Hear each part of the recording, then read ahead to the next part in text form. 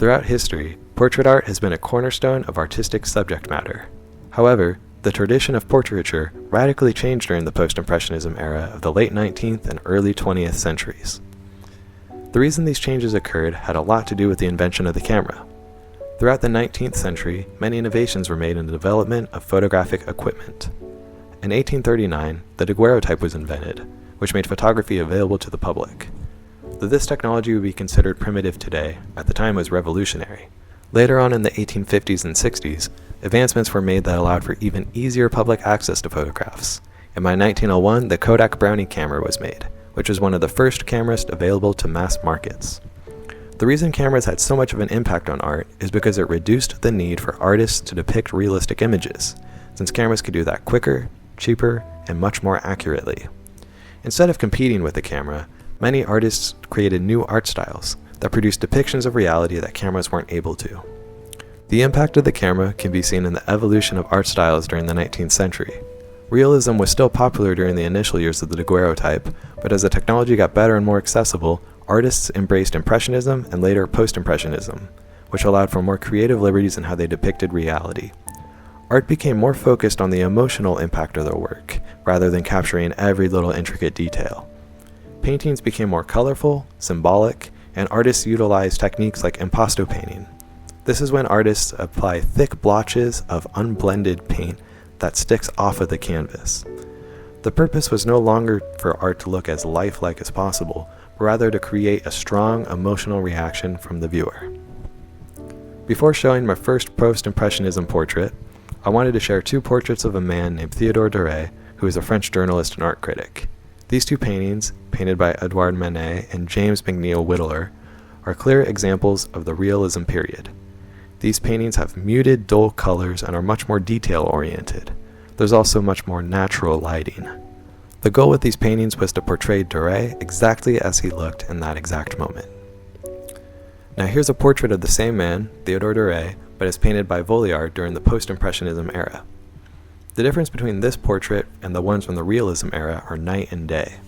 In Volliard's portrait, the room is painted at an angle, and he used strong diagonal lines to create movement and chaos. We can see these diagonal lines in the background where the floor meets the wall, also on Duret's desk, on the bench in the background, and the objects in the room, like the papers and the background paintings. Volliard paints the room as cluttered and chaotic, with the desk filled with scattered books and papers. To the right side, the papers are falling all over each other. Behind Duret, the painting on the top left is hanging kind of off the wall, and the painting on the right looks a little bit crooked. Volliard also uses bright, pastel, almost obnoxious colors here. The books on his desk, for example, are pink, yellow, blue, and green. The walls are bright red, and there's gold crown molding. The cat on Duret's knee could be a further symbol of chaos, as cats have independent personalities and often like to knock objects over. I imagine Duret's floor here to be covered with all sorts of junk his cat may have swiped off.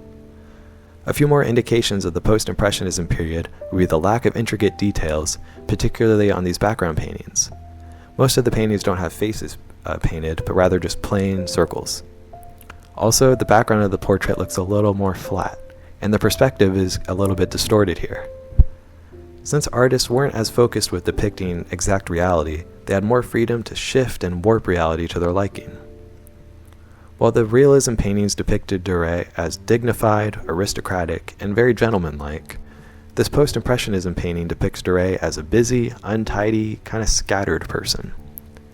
Though the realism paintings may give the viewer a more accurate idea of what Duret looked like, the post-impressionism painting gives the viewer a better idea of what Duret was actually like as a person. I feel like I have a much clearer idea of how it may have felt to actually know and talk to Duret here. The post-impressionism painting captures the soul of the subject, not just the physical features. Here's a portrait painted by Van Gogh titled Portrait of Dr. Gachet. Also, I know this painting was painted before Volliard's, so this is going in reverse chronological order. I wanted to talk about Volliard's first so I could compare and contrast the realism era with the later post-impressionism style. I love how Van Gogh uses these visible dashes throughout the painting, known as contour lines. If you start at the top left corner and follow the contour lines, it goes around in a big circle, down and then across the jacket and then back up to the top. This creates a sense of motion for your eyes to follow, and also circles around the face of the subject, highlighting the main focus of the painting. Dr. Gachet's posture looks very crooked, slouched, and uncomfortable. His body looks very angular and warped, especially on the left side of his chest over here. His facial expression looks weary, annoyed, depressed, and tired. He kind of looks like he's over this portrait thing and just wants to go home. Van Gogh uses a lot of blue in this painting, like around 70% or so of this canvas is blue. He also uses some unnatural coloring on Gachet's face, like with these light greenish blue highlights around his eyes and forehead. The space also looks a little bit flattened, with the background not appearing like far away, but rather kind of squished in with the subject. The blue colors, weary facial expression, and uncomfortable posture all work together to create an emotional impression of melancholy for the viewer. The creative liberties taken by Van Gogh in this portrait all help to create this emotional experience, which is a key aspect of the post-Impressionism style. When viewing a photograph of Dr. Gachet, it's pretty incredible how Van Gogh seems to capture the soul of this man. Though the photograph may give a more realistic idea of how this guy really looked, Van Gogh's painting gives a better glimpse into the personality and identity of Gachet. Van Gogh's portrait gives a clearer idea of how it would feel to sit and chat with him, what his personality must have been like. Though post-Impressionism strays away from exact accuracy, it gains a much more emotional experience that captures the soul and the essence of the subject matter.